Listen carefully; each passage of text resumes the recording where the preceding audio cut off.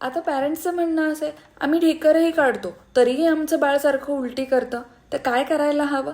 तुम्ही जरीही ढेकर काढला तरीही बाळाला 15 ते 20 मिनटं तुम्ही उभं पकडायला हवं किंवा त्याला मी आधी सांगितल्याप्रमाणे 45 डिग्रीमध्ये झोपवायला हवं, ज्यामुळे याचं प्रमाण कमी होऊन जाईल आणि बाळ जेव्हा 6 ते 7 महिन्याचं होऊन जाईल त्यावेळेस ही उलटी होण्याचं प्रमाण आपोआपच कमी होऊन जाईल.